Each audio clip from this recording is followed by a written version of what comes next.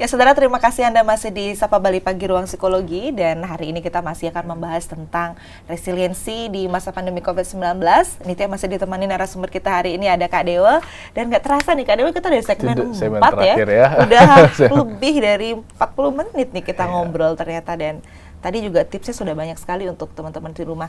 Tapi memang tadi sudah terakhir dijelaskan, kita memang harus aware gitu sama diri kita, termasuk aware soal kapan kita harus menemui profesional gitu ya. Karena memang ya itu tadi, kadang kita bisa melatih diri kita sendiri, tapi dalam beberapa kondisi kita juga butuh orang ketiga, bisa dikatakan gitu ya. Betul, Nah, mungkin Kakak bisa sharing juga ke saudara di rumah, apa sih ciri-cirinya gitu ketika kita sudah harus menemui profesional. Ya tentunya juga disesuaikan dengan kebutuhan kita ya. Iya, sesuai dengan kebutuhan kita. Nah, kalau saat ini yang ada di Indonesia ya, sepanjang yang saya tahu itu untuk bantuan profesional kejiwaan itu kan ada 2. Ada psikolog, ada juga psikiater. Betul.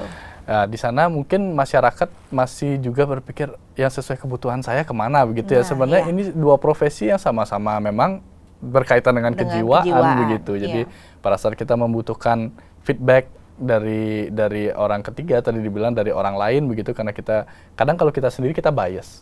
Betul. Ya, kita bias, atau denial seperti itu ya.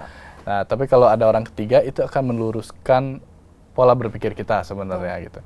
Seperti misalnya pada saat kita ke bantuan profesional kejiwaan, itu apa yang ada di sana itu dulu ya, sebelum kita masuk ke siapa saja gitu. Kita akan diapain di sana gitu, karena kadang orang-orang pada takut, aduh ngapain ke sana, saya udah gila ya gitu. Padahal ya itu yang banyak di masyarakat saat ini ya Kak ya. Padahal belum tentu gila, belum tentu gila ya.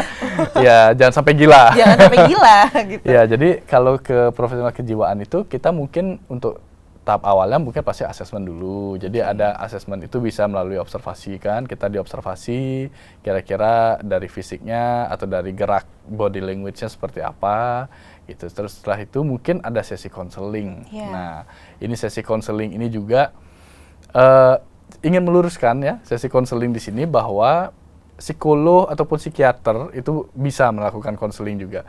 Hanya saja tidak solusi begitu. Jadi masyarakat tuh selalu, oh saya mau ke konseling nih, biar dapat solusi. Begitu. Padahal kita bukan dewa ya. Betul itu yang harus saudara di rumah tahu juga. Iya, kita bukan memberikan solusi, hanya saja kita sudah terlatih ya, kita train profesional gitu.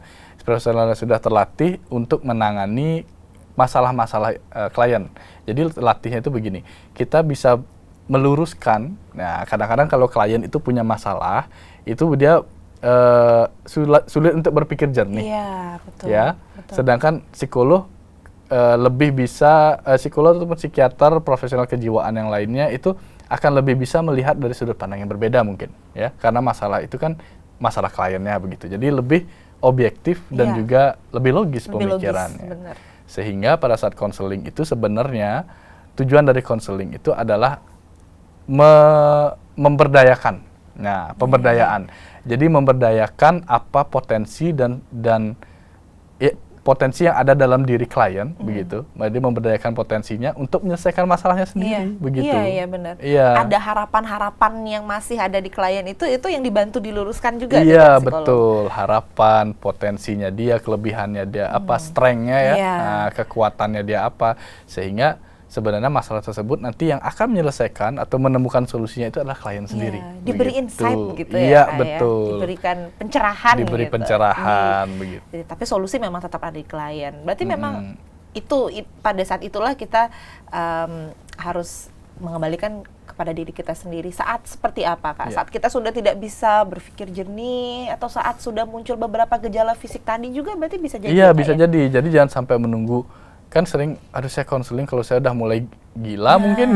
Kalau saya udah mulai, udah parah gitu. Udah parah gitu, padahal konseling itu bisa untuk hal-hal yang baru onsetnya. Jadi baru permulaan ya, jadi saya mungkin bisa jadi saya merasakan ada yang berbeda dalam diri saya, itu juga bisa dikonselingkan. Jadi tidak harus kita berlarut-larut dulu baru kita ke profesional kejiwaan ya.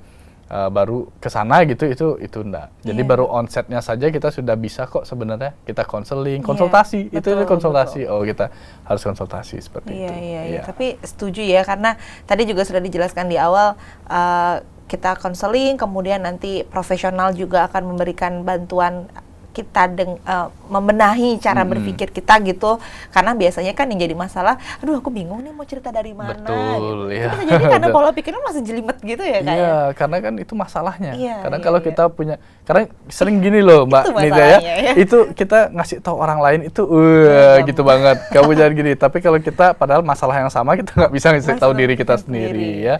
Nah itu jadi kita perlu mungkin bantuan orang lain. Kalau lebih baiknya itu profesional, karena dia kan ada privasi terjaga, betul seperti sekali. Itu ya. Lebih profesional juga karena sudah terlatih seperti itu. Nah, kemana nih bantuan profesionalnya begitu kan? Karena bantuan profesional saat ini kan kita ada kalau profesi saya itu psikolog, itu ada juga psikiater gitu kan. Nah, ini sebenarnya saya tadi bilang adalah sama-sama profesional kejiwaan, hanya saja mungkin kita bisa datangnya itu sesuai dengan kebutuhan kita. Ya. Jadi kebutuhan kita mau kemana? Ke perlu psikiater atau psikolog ya. Misalnya kita kalau psikiater itu biasanya menangani kasus yang kompleks. Ya, jadi dia sudah mungkin dalam tahap disorder ya, seperti itu ya, kasus yang kompleks dan tidak bisa melalui psikoterapi saja, tapi juga mungkin bukan mungkin tidak hanya psikoterapi tapi menggunakan obat-obatan.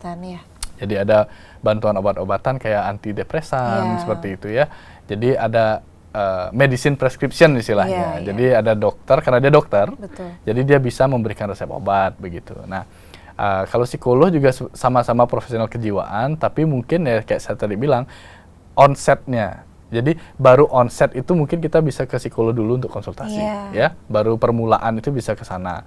Jadi hal-hal yang baru gejala seperti itu bisa kita datang ke psikolog seperti itu. Nah, psikolog juga asesmen juga, ya. Jadi apabila kita misalnya kayak pandemi nih gitu begitu, terus kita pingin saya pingin mengembangkan skill. Nah, saya pingin tahu skill saya di mana. Nah, kita bisa memberikan asesmen juga seperti itu. Nah, jadi sesuai kebutuhan aja ya. Kita harus mulai itu tadi penting aware, juga kita aware dengan diri kita, sehingga kita juga pada saat mencari profesional juga jangan sampai salah gitu ya istilahnya karena kita kan juga tujuannya sama, adalah untuk membuat kita juga bisa lebih berpikir yang lebih baik dari sebelumnya, sehingga kita bisa produktif lagi. Terakhir buat teman-teman nih Kak, tipsnya juga tadi kita sudah banyak kan membicarakan tentang resiliensi, tips singkat untuk kita bisa resiliensi, apa aja yang kita bisa lakukan Kak? Hal-hal sederhana yang bisa kita lakukan untuk lebih meningkatkan atau lebih mengarahkan diri kita ke proses resiliensi itu. Untuk mendekatkan kita ke proses resiliensi ya. Jadi tadi saya sudah bilang bahwa untuk meningkatkan resiliensi itu kita harus tahu dulu resiliensi itu terbangun dari apa begitu ya.